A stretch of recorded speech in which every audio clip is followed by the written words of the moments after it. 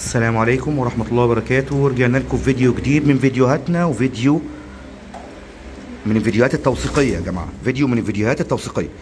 طبعا الناس بتسأل بتقول لي يا ابو هاجر احنا عاوزين نربي حمام وعاوزين الحمام كله يلحم عندنا. تمام، هو مفيش حاجة بتلحم غير اللحم الفرنسي بس؟ والله يا فندم يعني اي حمام والله العظيم بيلحم والله. يعني بص كده معانا، ادي اهوت، ده جوز زاجل اكتاف. التوب ده يا جماعة اسمه ايه؟ وايت بار. تمام كده، بص كده اول بيضه اهي، اول بيضه. تمام، وادي زغلولين اهمت لسه صغننين. يعني بص الزغاليل لسه صغنونه، الزغاليل اصلا ما كملتش ال 20 يوم، ما كملتش 16 17 يوم اخرها الزغاليل دي. تمام اهو، ما شاء الله لا قوه الا بالله. ومحصلين اول حصوايه النهارده الصبح. تمام، طبعا كده هنعمل ايه؟ لازم ناخد الطاجن ده نكحته.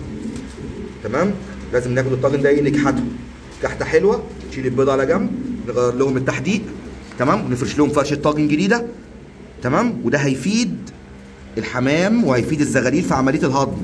تمام، بص الزغاليل اهي لسه حتى ما قفلتش بطاطا اهي. بصوا اهو الزغاليل اهي. تمام، طب ده ليه يا ابو هاجر؟ والله يا جماعه قلنا طول ما انت حضرتك ايدك في الحمام. يعني ايه ايدك في الحمام؟ كلفه نظيفه متوازنه متكامله العناصر. تمام، املاح معدنيه بيطري، فيتامينات بيطري، سيلينيوم، احماض امينيه، الف د 3 اهي. والله العظيم كل الحمام معاك هيشتغل ويلحم ويبقى العش في العش. تمام كده يا جماعه، فده اهو ده زاجل زينه. تمام، ربنا يرزق الجميع بالافضل.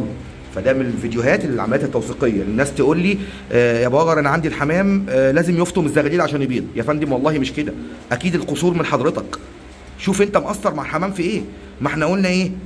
عاوز تلاقي اصرف، عاوز يبقى عندك انتاجيه عاليه اصرف، عاوز يبقى عندك زغاليل كتير وانتاج كتير هات يا باشا شويه فيتامينات وادويه. ممنوع مضاد حيوي، شويه فيتامينات ومنشطات، وبص هتلاقي نفسك الدنيا معاك تمام. هتلاقي صحه الزغاليل والزغب. بصوا يا جماعه الصحه، بصوا الزغب اللي هو الريش الاصفر ده، طول ما تلاقي الزغاليل فيها زغب اصفر كده تعرف ان الحمام ده مخدوم صح، تعرف ان الحمام ده مخدوم صح. وده كان فيديو النهارده. شكرا جدا على حسن المتابعه والمشاهده.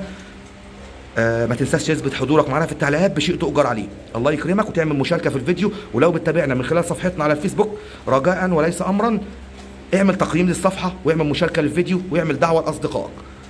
شكرا جدا لحسن المتابعه، والسلام عليكم ورحمه الله وبركاته. سبحانك اللهم وبحمدك اشهد ان لا اله الا انت استغفرك واتوب اليك، والسلام عليكم ورحمه الله وبركاته.